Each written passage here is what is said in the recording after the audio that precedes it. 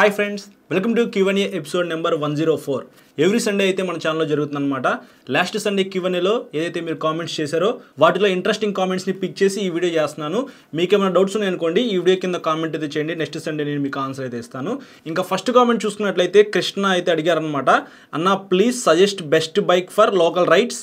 60 kilometres తిరుగుతారంట daily. వీకెండ్స్లో అప్పుడప్పుడు లాంగ్ రైడ్స్ కూడా వెళ్తాను. మంచి పికప్ అయితే ఉండాలి, మైలేజ్ ఉండాలి, ఫ్యామిలీకి కూడా సరిపోవాలని చెప్పేసి అడుగుతున్నారు. సో ఇక్కడ వీళ్ళు బడ్జెట్ అయితే ఏం మెన్షన్ చేయలేదన్నమాట. అలాగే 125cc 150cc అని చెప్పేసి ఏం మెన్షన్ చేయలేదు. సో ఓవరాల్గా మీరు లాంగ్ రైడ్ వెళ్తా అంటున్నారు, అలాగే ఫ్యామిలీకి కూడా ఉపయోగపడాలంటున్నారు కాబట్టి, మీరు సిటీలో కూడా తిరగాలంటున్నారు కాబట్టి నేనైతే మాత్రం మీకు బెస్ట్ బైక్ సజెస్ట్ చేసేది బజాజ్ పల్సర్ N150. రీసెంట్గా లాంచ్ చేశారనమాట. లేదు నాకు ఆ వెహికల్ వద్దు, వేరేది సజెస్ట్ చేయండి అంటే బజాజ్ పల్సర్ 150 స్టాండర్డ్. రీసెంట్గానే వీడియో అప్లోడ్ చేశాను 2024. సింగిల్ సీట్ అయితే ఉండిద్ది. క్లాసిక్ లుక్స్లో పల్సర్ 150 అయితే బాగానే ఉండిద్ది అనమాట. చాలా ఇంప్రూవ్మెంట్స్ అయితే జరిగినాయని చెప్పుకోవచ్చు. ఇంజిన్ పరంగా చెప్తున్నాను నేను. సో ఇంతకుముందు ఇంజిన్తో కంపేర్ చేసుకుంటే ఇప్పుడు ఇంకా స్మూత్గా అయితే ఉంది. సో మీరు 150cc సెగ్మెంట్లో ఈ వెహికల్స్ అయితే ట్రై చేయొచ్చు. లేదనుకుంటే మాత్రం బజాజ్ ప్లాటినా 100 అయితే తీసుకోండి. అది ఫ్యామిలీకి బాగుండిద్ది, లాంగ్ రైడ్స్ వెళ్ళడానికి ఉపయోగపడిద్ది. అంటే లాంగ్ రైడ్స్ అంటే మరీ అంత ఎక్కువ దూరం అయితే వెళ్ళడానికి ఉపయోగపడదు అనమాట ప్లాటినా అనేది. ఎందుకంటే ఇది సిటీలో తిరగడానికి కమ్యూట్ చేసే వెహికల్ బజాజ్ వాళ్ళు తయారు చేశారు. సో ఒకసారి ఈ రెండు వీడియోస్ చూడండి, నేను రీసెంట్గానే అప్లోడ్ చేశాను అనమాట. దాన్ని బట్టి మీకే అర్థమైపోయింది. సో ప్లాటినా 100 అయినా తీసుకోవచ్చు, లేకపోతే షైన్ 125 తీసుకోవచ్చు. మీరు 125cc కావాలి అని అనుకుంటే, లేదనుకుంటే 150cc ఆల్రౌండర్ వెహికల్ అయితే మాత్రం పల్సర్ 150 కానీ N150 కానీ నేనైతే మాత్రం మీకు ఈ వెహికల్స్ అయితే సజెస్ట్ చేస్తాను. నెక్స్ట్ శివ కామెంట్ చేశారు, బ్రో BS6కి BS4కి డిఫరెన్స్ చెప్పండి అండ్ ఏది బెటర్. ఫస్ట్ డిఫరెన్సెస్ గురించి మాట్లాడుకున్నట్టయితే BS4లో కార్బొరేటర్ అయితే ఉండేది, అలాగే ప్రైస్ కూడా కొద్దిగా తక్కువ అయితే ఉండేది అనమాట. BS6లో ఫ్యూల్ ఇంజెక్షన్ అయితే తీసుకొచ్చారని చెప్పుకోవచ్చు. అలాగే మనకి కొద్దిగా ప్రైస్ అయితే పెంచారనమాట. BS4లో కూడా DRLs అయితే ఉన్నాయి, కానీ BS6లో మ్యాండేటరీ అయితే చేసేసారని చెప్పుకోవచ్చు. సో ఇవి మనకి మేజర్గా డిఫరెన్సెస్ అయితే BS4కి BS6కి. ఇప్పుడు ఏది బెస్ట్ అనే దాని గురించి మాట్లాడుకున్నట్లయితే నేనైతే BS6 సజెస్ట్ చేస్తాను. ఎందుకంటే మనకి ఇప్పుడు భారత్ స్టేజ్ 6లో అయితే ఉన్నాం అనమాట. BS4 నుంచి BS5కి రావాలి, కానీ యూరోపియన్ స్టాండర్డ్స్ ప్రకారంగా చూసుకున్నట్లయితే మనం కొంచెం ముందుకు వెళ్దామని చెప్పేసి BS6కి అయితే వచ్చామన్నమాట. ఎప్పుడు అప్డేట్లు అయితే ఉంటారు వాళ్ళు, మనం ఇంకా BS6లోనే ఉన్నాము. సో BS6 బెస్ట్ అని చెప్తాను. ఫీచర్స్ పరంగా చూసుకున్న, టెక్నాలజీ పరంగా చూసుకున్న BS4లో మనకి ఇంజిన్స్ అయితే అంత స్మూత్గా ఉండేవి కాదు, కానీ ఇప్పుడు BS6లో ప్రతిసారి ఎవ్రీ ఇయర్ మనకి ఇంకా రిఫైన్మెంట్ స్మూత్గా తీసుకొస్తా ఉన్నారు అనమాట. రీసెంట్గా నేను ప్లాటినా 100 అయితే రైడ్ చేశాను అనమాట. చాలా స్పీడ్ అయితే వెళ్ళాను. స్పీడోమీటర్లో మీకు అక్కడ చూపించలేదు కానీ వీడియోలో, కానీ నేను చాలా స్పీడ్ అయితే వెళ్ళాను అనమాట. అసలు జీరో వైబ్రేషన్స్ అనమాట. చాలా స్మూత్గా అయితే ఉంది ఇంజన్. నేనైతే మాత్రం షాక్ అయ్యాను అనమాట, ఏంది ఇంత స్మూత్గా ఉంది ఇంజిన్ అని చెప్పేసి. సో అలా అయితే డిజైన్ చేస్తున్నారు BS6. అలాగే phase 2 E20 పెట్రోల్కి సపోర్ట్ చేసే వెహికల్స్ వస్తున్నాయి కాబట్టి BS6 వెహికల్సే కొనుక్కోండి. నెక్స్ట్ సంతోష్ అయితే కామెంట్ చేశారు, bro BS6 fuel injection without carburettor. BS6 అంటేనే కార్బొరేటర్ లేనివన్నమాట. బైక్స్లో బ్యాటరీ కంప్లీట్లీ అయిపోతే కిక్ స్టార్ట్తో స్టార్ట్ అవుతుందా? బ్రో కొన్ని వెహికల్స్ అయితే స్టార్ట్ అవుతున్నాయి, కొన్ని వెహికల్స్ అయితే స్టార్ట్ అవ్వట్లేదన్నమాట. 150cc పైన ఉన్న వెహికల్స్లో ఖచ్చితంగా మనకి బ్యాటరీ అయితే కావాలి. నేను రీసెంట్గా TVS షోరూమ్కి అయితే వెళ్ళాను.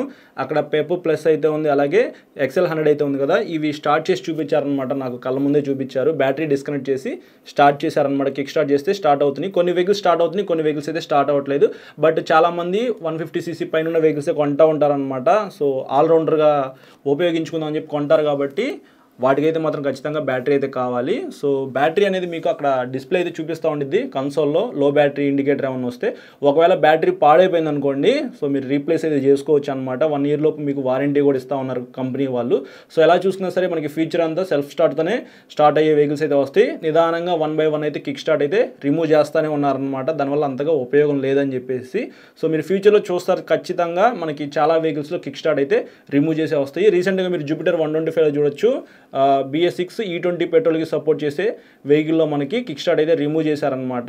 సో ఇట్లా చూసుకున్నట్లయితే ఫ్యూచర్ అంతా కిక్ స్టార్ట్ అయితే లేనివే వస్తాయి. ఖచ్చితంగా మీరు సెల్ఫ్ స్టార్టే చేసుకోవాలి. సో మీకు ఒకవేళ కిక్ స్టార్ట్ ఉన్న వెహికల్స్ కొనుక్కోవాలి, మాకు కిక్ స్టార్ట్ కావాలని ఖచ్చితంగా అనుకుంటే మాత్రం ఇప్పుడే వెళ్ళి షోరూంలో మీకు నచ్చిన వెహికల్కి కిక్ స్టార్ట్ ఉంటే కొనేసేసుకోండి. నెక్స్ట్ తేజ అయితే కామెంట్ చేశారు, what is IFE in 220F bike. Bro IFE అంటే ఇన్స్టెంట్ ఫ్యూయల్ ఎకానమీ అని చెప్పుకోవచ్చు. మీరు వెహికల్ రైడ్ చేసుకుంటూ వెళ్ళేటప్పుడు మీకు అక్కడ కన్సోల్లో చూపిస్తూ ఉండిద్ది యావరేజ్గా మీ వెహికల్కి ఎంత మైలేజ్ వస్తుంది అని చెప్పేసి ఇన్స్టెంట్గా చూపించింది అనమాట.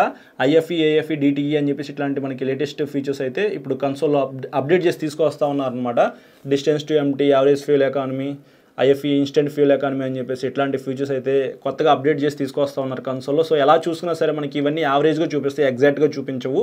వీటిని నమ్మి మీరు లాంగ్ రైడ్ ప్లాన్ చేసుకుంటే మాత్రం మీరు మధ్యలోనే ఆగిపోతారనమాట పెట్రోల్ అయిపోయి. చరణ్ కామెంట్ చేశారు, బ్రో ఒక 200 kgs వెయిట్కి best bike plus looks. So looks పక్కన పెట్టేద్దాము. 200 kgs వెయిట్ అంటే ఖచ్చితంగా ఆ వెహికల్ మీద వేయాల్సిన వెయిట్ అనమాట. సో 200 kgs పర్సన్ అయితే నాకు తెలిసి అంత ఎక్కువ వెయిట్తో మన ఆంధ్రప్రదేశ్లో ఉండరని చెప్పేసి నేను అనుకుంటున్నాను. సో ఒకవేళ 80-90 kgs ఉన్న పర్సను ఆ వెహికల్ మీద 200 kgs వెయిట్ వేసుకొని వెళ్ళాల్సి వస్తే ఏ వెహికల్ చెప్పండి బ్రో, ప్లస్ కొంచెం లుక్స్ కూడా ఉండాలి అని చెప్పేసి అడిగారని చెప్పేసి నేను అనుకుంటున్నాను. ఈ కామెంట్ అయితే ప్లాటినా 100 రీసెంట్గానే నేను రివ్యూ చేశాను. బ్యాక్ సైడ్ మీకు స్ప్రింగ్ సస్పెన్షన్ అయితే ఇచ్చారనమాట. కొద్దిగా హెవీ పర్సన్స్ కూర్చున్నా సరే బాగానే మేనేజ్ చేసింది. అలాగే మీరు వెయిట్ వేసుకొని వెళ్ళాలంటున్నారు కాబట్టి సీట్ కూడా కొంచెం వైడ్గా బారుగా ఉందన్నమాట. సో అక్కడ మీరు ఏం కావాలంటే అవి వేసుకొని వెళ్ళిపోవచ్చు. అలాగే మీరు ఒక 90-100 kgs వెయిట్ ఉన్నా సరే ఈజీగా వెళ్ళిద్ది, ప్లస్ మైలేజ్ కూడా వస్తుంది. లుక్స్ పరంగా చూసుకున్నట్లయితే కొంచెం వెహికల్ సన్నగా డీసెంట్గా బాగానే ఉండిద్ది అనమాట. సో నేనైతే మాత్రం మీకు ప్లాటినా 100 సజెస్ట్ చేస్తాను. ఈ వెయిట్కి ఆ వెహికల్ పర్ఫెక్ట్గా సెట్ అయ్యింది. నెక్స్ట్ సురేంద్ర కామెంట్ చేశారు, అన్న 1.6 to 1.9 lakhsలో హోండా హార్నర్ 2.0 ఉంది, ఎక్స్ట్రీమ్ 160R 4V ఉంది, ఎక్స్పల్స్ 200T 4V ఉంది, FZS వర్షన్ 4.0, ఎక్స్బ్లేడ్ న్యూ మోడల్. వీటిలో బెస్ట్ మైలేజ్ ఉండాలి, మంచి ఫిట్ అండ్ ఫినిషింగ్ ఉండాలి, చెప్పండి బ్రో అని చెప్పేసి అయితే కామెంట్ చేశారనమాట.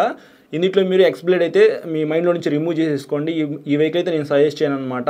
దాని తర్వాత ఎక్స్పల్స్ 200T 4V. So ఎక్స్పల్స్ of road vehicle కాదు, ఇది టూరింగ్కి సంబంధించిన వెహికల్ అనమాట. ఇది కూడా ప్రొడక్షన్ అయితే ఆపేశారు కాబట్టి ఇది కూడా మీ మైండ్లో నుంచి రిమూవ్ చేసేసుకోండి. ఇంకా FZ అలాగే మనకి హార్నర్ 2.0 అయితే ఉంది, ఎక్స్ట్రీమ్ 160R 4V ఉంది.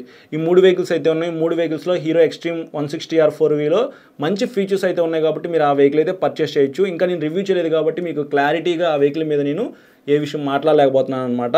FZ అయితే బాగానే ఉండిద్ది. Back side 140 section tyre, 41mm telescopic suspension అయితే ఇస్తారనమాట. ఇంజన్ రిఫైన్మెంట్ కూడా స్మూత్గా ఉండిద్ది, సింగిల్ సీట్ అయితే ఉండిద్ది, ఫ్యామిలీ కోసం కూడా యూస్ చేసుకోవచ్చు, ఆఫీస్కి వెళ్ళడానికి బాగుండిద్ది, యూత్కి కూడా బాగుండిద్ది కాబట్టి FZ అయితే మీరు కన్సిడర్ చేసుకోవచ్చు అనమాట. హార్నర్ 2.0 అయితే 180cc ఇంజను. ఆ హోండా ఇంజన్స్ అయితే చాలా బాగుంటాయి, డిజైన్ కూడా బాగుండిద్ది, అప్ సైడ్ డౌన్ సస్పెన్షన్ అయితే ఇస్తారు. సో మీరు దాంట్లో కూడా బ్యాక్ సైడ్ 140 సెక్షన్ టైర్ అయితే ఉండిద్ది అనమాట.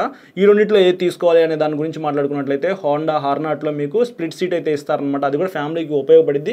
కాకపోతే FZ ఉపయోగపడినంతగా హార్నట్ అయితే ఉపయోగపడదు అనమాట. రెండు బాగానే ఉంటాయి. మీరు రెండింటిలో మీ దగ్గర ఉన్న బడ్జెట్ని బట్టి మీకు నచ్చిన డిజైన్ ప్రకారంగా ఒకటైతే చూస్ చేసుకోండి. ఒకసారి రెండింటిని షోరూమ్కి వెళ్ళి టెస్ట్ రైడ్ చేయండి, అప్పుడు మీకు అర్థమైపోయింది. మీరు ఏది తీసుకున్నా సరే ఖచ్చితంగా సాటిస్ఫై అవుతారు. నెక్స్ట్ రాజు మూవీస్ అయితే కామెంట్ చేశారు, బ్రో ర్యాపిడో, ఊబర్, ఓలా బైకర్స్కి వాల్యూ ఫర్ మనీ బైక్ ఏదో చెప్పండి బ్రో, మైలేజ్ ఉండాలి. బ్రో నేను సీరియస్గా చెప్తున్నాను, ర్యాపిడో, ఓలా, ఊబర్ ఎవరైతే డ్రైవర్స్ ఉంటారో వాళ్ళైతే మాత్రం బజాజ్ ప్లాటినా 100 అయితే ఖచ్చితంగా కొనుక్కోండి. ఎందుకంటే అందులో సీట్ కంఫర్ట్ చాలా బాగుంటుంది. ఎవరైతే మీ కస్టమర్స్ ఉన్నారో వాళ్ళకి మంచి కంఫర్ట్ ఇవ్వాలని మీరు అనుకుంటే మాత్రం ఖచ్చితంగా Platina 100, CT 100, hero Splendor plus ఈ 3 వెహికల్స్లో ఒక వెహికల్ అయితే మీరు పర్చేస్ చేయొచ్చు. అందులో ఫస్ట్ ప్రిఫరెన్స్ మాత్రం నేను ప్లాటినా 100కే ఇస్తాను. రీసెంట్గా నేను వీడియో కూడా అప్లోడ్ చేశాను.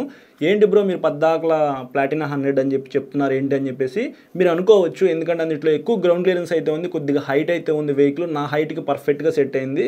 అసలు సస్పెన్షన్ కూడా చాలా బాగుంది, ఇంజిన్ స్మూత్గా ఉంది. 90,000 రూపీస్లోనే మీకు ఆ వెహికల్ అయితే వస్తుంది కాబట్టి నేను మీకు ఆ వెహికల్ సజెస్ట్ చేస్తాను అనమాట. మీరు ఒకవేళ కొనుక్కోవాలనుకుంటే మాత్రం ఫస్ట్ టెస్ట్ రైడ్ చేయండి, అప్పుడు మీకు అర్థమైపోయింది. మీరు వేరే వెహికల్ కొనుక్కోవాలనే ఉద్దేశం ఉన్నా సరే అది మీరు మైండ్లో డిలీట్ చేసేస్తారనమాట. వెహికల్ అయితే అంత బాగుండిద్ది. 125cc వెహికల్ అయితే మాత్రం షైన్ 125 అయితే మీరు ట్రై చేయొచ్చు, అది కూడా బాగానే ఉండిద్ది అనమాట. గ్లామర్ అయితే నేను సజెస్ట్ చేయను బ్రో, గ్లామర్ అయితే వద్దు.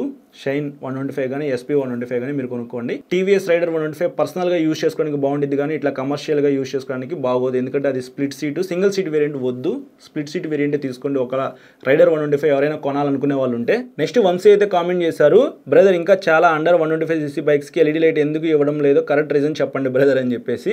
ప్రైస్ కటింగ్ కోసం వీళ్ళు LED లైట్స్ అయితే తీసారనమాట. ఎందుకంటే LED లైట్ ఇచ్చారనుకోండి దానికి మళ్ళీ సర్క్యూట్ అయితే తయారు చేయాలి. ఎందుకంటే డైరెక్ట్గా మనం అట్లా పెట్టామనుకో LED లైట్స్ అయితే పాడైపోయే అవకాశం అయితే ఉంది కాబట్టి దానికి కొద్దిగా వర్క్ అయితే ఉండిద్ది అనమాట. సో ఇట్లాంటి లైట్స్ పెడితే వాళ్ళకి కొద్దిగా ప్రైస్ అయితే పెరిగిద్ది. జనరల్గా మన ఇండియన్స్ ఎలా ఆలోచిస్తారంటే వాల్యూ ఫర్ మనీ వెహికల్ కావాలి అని చెప్పి చూస్తారు. మంచి మైలేజ్ రావాలి, మంచి లుక్స్ అయితే ఉండాలి, ప్రైస్ తక్కువలో రావాలని చెప్పి చూస్తారు. కంపెనీ వాళ్ళు ఎలా ఆలోచిస్తారంటే ఈ వెహికల్ని ఎంతవరకు ప్రైస్ తగ్గించి మన ఇండియన్స్కి అమ్మచ్చు అని చెప్పేసి ఆలోచిస్తారనమాట.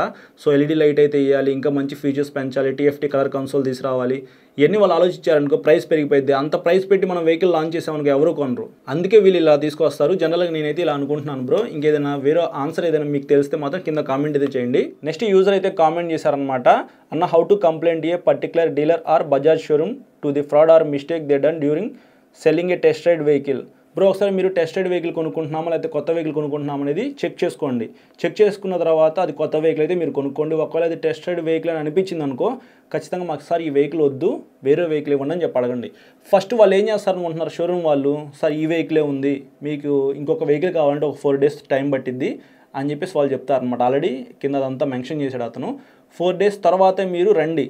కాకపోతే మీరు వెళ్ళే ముందు ఏం చేస్తారంటే ఏదైతే మీరు టెస్ట్ రైడ్ చేసిన వెహికల్ లేకపోతే మీకు టెస్ట్ రైడ్ చేసిన వెహికల్ అమ్ముదామని చూస్తారు కదా, ఆ వెహికల్ చాసిస్ నెంబర్ని ఫోటో తీసుకోండి. ఫోటో తీసుకున్న తర్వాత మీరు ఇంటికి వెళ్ళిపోండి. వాళ్ళు కాల్ చేస్తారు, సార్ వెహికల్ వచ్చింది రండి అని చెప్పేసి. వచ్చిన తర్వాత వాళ్ళు మీకు కొత్త వెహికల్ ఇస్తున్నారనుకో, ఒకసారి ఈ చాసిస్ నెంబర్ ఆ చాసిస్ నెంబర్ చెక్ చేసుకోండి. సో మీకు అది వేరే చాసిస్ నెంబర్ ఉందనుకోండి, అది కొత్త వెహికలే కాబట్టి అది పర్చేస్ చేయండి. లేదు సేమ్ అదే నెంబర్తో ఉన్న వెహికల్ మనకి ఇస్తున్నారంటే ఆల్రెడీ నేను ఫోటో తీసుకున్నాను కాబట్టి నాకు ఈ వెహికల్ ఇస్తున్నారు, సో వేరేది మార్చండి అని చెప్పేసి మీరు అడగండి. సో మీరు ఇంకా వెహికల్ కొనుక్కోకముందే ఈ డిస్కషన్ అంతా జరిగిద్ది అనమాట. ఒకవేళ ఈ షోరూమ్ కాకపోతే ఇంకొక షోరూమ్, ఆ షోరూమ్ కాకపోతే ఇంకొక షోరూమ్ అనమాట. ఇంకా ఎలా కంప్లైంట్ చేయాలి అనే దాని గురించి మాట్లాడుకున్నట్లయితే ప్రతి షోరూమ్కి CEO ఉంటారు, అలాగే చైర్మన్ గారు అయితే ఉంటారనమాట. అక్కడ ఎవరైనా మీకు తెలిసిన ఎగ్జిక్యూటివ్స్ ఉన్నారనుకోండి, వాళ్ళ దగ్గర నెంబర్స్ తీసుకొని కాల్ చేయండి, సార్ నాకు ఇట్లా జరిగింది దానికి ప్రాసెస్ ఏంటని చెప్పి అడగండి. ఒకవేళ ఆ షోరూంలో CEO సార్ ఉంటే డైరెక్ట్గా మీరే వెళ్ళి మీట్ అవ్వండి, చెప్పండి, అప్పుడు మీకు ఖచ్చితంగా ప్రాబ్లం అయితే సాల్వ్ అవుతుంది. నెక్స్ట్ గోవర్ధన్ అయితే కామెంట్ చేశారు, bro how to apply new number plate when old number plate is broken, please give me answer. Bro మీకు నెంబర్ ప్లేట్ అనేది బ్రేక్ అయిపోయింది అనుకో, మీరు ఏదైతే వెహికల్ పర్చేస్ చేసిన షోరూమ్ ఉందో ఆ షోరూమ్కి వెళ్ళారనుకోండి, వాళ్ళు ఆర్డర్ పెడతారనమాట. వాళ్ళు ఆర్డర్ పెడితే ఒక 10 days 15 days లేకపోతే 20 daysకి మీకు మళ్ళీ నెంబర్ ప్లేట్ అయితే వస్తుంది. సో ఫస్ట్ అయితే మాత్రం మీరు వెహికల్ కొన్నప్పుడు వాళ్ళు ఆర్డర్ పెడతారు, షోరూమ్కి వస్తుంది, మీరు నెంబర్ ప్లేట్ తీసుకొని బిగించుకున్నారు, అంతవరకు బాగానే ఉంది. మళ్ళీ మీరు షోరూమ్కి వెళ్ళారనుకోండి, నెంబర్ అయితే కొంతమంది ఆర్డర్ పెడతారు, కొంతమంది ఆర్డర్ పెట్టరు అనమాట. దానికన్నా బెస్ట్ నా సజెషన్ ఏంటంటే మీరు బయట స్టిక్కరింగ్ షాప్స్ అయితే ఉంటాయి కదా, లేకపోతే ఇట్లాంటి నెంబర్ ప్లేట్స్ తయారు చేసే షాప్స్ ఉంటాయి కదా, అక్కడికైతే వెళ్ళండి. వెళ్ళిన తర్వాత సార్ నాకు పలానా నెంబర్ ప్లేట్ అయితే ఇదిగో ఇది బ్రేక్ అయిపోయింది కదా, సో ఇట్లాంటిది నాకు కావాలని చెప్పేసి అయితే అడగండి. సో మనకి ఇప్పుడు ఏదైతే గవర్నమెంట్ ఇచ్చే నెంబర్ ప్లేట్స్ ఉన్నాయో అవి ఈజీగానే బ్రేక్ అయిపోతున్నాయి అనమాట. అట్లాంటివి నెంబర్ ప్లేట్స్ మీరు తీసుకోవాలి అని అనుకుంటే మాత్రం మీరు అట్లాంటి బయట థర్డ్ పార్టీ షాప్స్లో అయితే ఆర్డర్ పెట్టుకోవచ్చు. సేమ్ మీరు ఏదైతే బ్రేక్ చేసుకున్న నెంబర్ ప్లేట్ ఉందో అలాంటి నెంబర్ ప్లేటే వాళ్ళు మీకు ఇస్తారనమాట. 600-700 రూపీస్ వాళ్ళు ఛార్జ్ చేస్తారు. సో ఇది బెస్ట్ సజెషన్ అనమాట. లేదు షోరూమ్కి వెళ్తాను వాళ్ళే ఆర్డర్ పెడతారంటే మాత్రం షోరూమ్కి వెళ్ళి అడగండి. కొంతమంది పెడితే హ్యాపీ, ఒకవేళ పెట్టలేదు అనుకోండి మీరు ఈ ప్రాసెస్ అయితే ఫాలో అవ్వండి. నెక్స్ట్ ఇన్స్టాగ్రామ్ నుంచి పిక్ చేసుకున్న కొన్ని కామెంట్స్ గురించి చూద్దాము. శివ అయితే కామెంట్ చేశారు, హాయ్ అన్న, బైక్ కొన్నాక డైలీ మెయింటెనెన్స్ కింద యూజ్ చేసే products like chain lube, metal polish లాంటి ప్రొడక్ట్స్ సజెస్ట్ చేయండి. బ్రో మీకు ఇట్లాంటి ప్రొడక్ట్స్ అయితే ఏమి లేవు, సింపుల్ అనమాట. మీరు చైన్ క్లీన్ చేసుకోవడానికి చైన్ ల్యూబు అంటే మోటివ్లో C1 C2 పర్చేస్ చేయొచ్చు, అలాగే ఒక బ్రష్ అయితే పర్చేస్ చేసుకోండి, సరిపోయింది. మీరు ఇంట్లో చైన్ క్లీన్ చేసుకుంటే చాలా అనమాట. ఇంకా వెహికల్కి బాగా ఎక్కువ మట్టి ఉందనుకోండి, ఒకవేళ మీ ఇంట్లో మోటార్ ఉంటే మీరే క్లీన్ చేసేసుకోవచ్చు. ఎక్కువగా వాటర్ వాష్ అయితే చేయించొద్దు, ఎందుకంటే రస్ట్ పట్టిద్ది అనమాట. వాటర్ వాష్ చేసిన తర్వాత ఏరుకోవట్లేదు అనుకో మీకు రస్ట్ పట్టేసిద్ది, కాబట్టి ఎక్కువ వాటర్ వాష్ అయితే చేయించొద్దు. ఇంట్లో అయితే మీరు బయటైనా సరే నెలకు 2 సార్లు అయితే చేయించుకోండి, సరిపోయింది. సో ఇది బ్రో సింపుల్గా అయితే యూజ్ చేసుకోండి. వీటి కోసం డెడికేటెడ్గా ప్రొడక్ట్స్ కొనుక్కొని ఇంకా జాగ్రత్తగా యూజ్ చేయాల్సినంత అవసరం అయితే లేదని చెప్పేసి నేను అనుకుంటున్నాను. ఇంకా నెక్స్ట్ మెసేజ్ చూసుకున్నట్లయితే ప్రశాంత్ అయితే మెసేజ్ చేశారనమాట, అన్న పల్సర్ 150 స్టాండర్డ్ డిస్క్ తీసుకోవాలా లేదా N150 తీసుకోవాలా అని చెప్పేసి. సో మీకు పల్సర్ 150 రీసెంట్గా వీడియో చేశాను కదా, ఆ వెహికల్ అయితే చాలా బాగుంటుంది.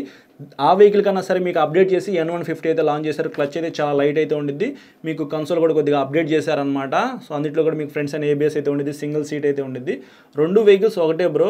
సో అది DTSI ఇంజిన్, ఇది నార్మల్ ఇంజిన్ అనమాట. మీకు DTSI అయితే రిమూవ్ చేసేసారు. సో ఇంకా మీకు బెటర్ పెర్ఫార్మెన్స్ అయితే N150లో ఉండిద్ది అనమాట.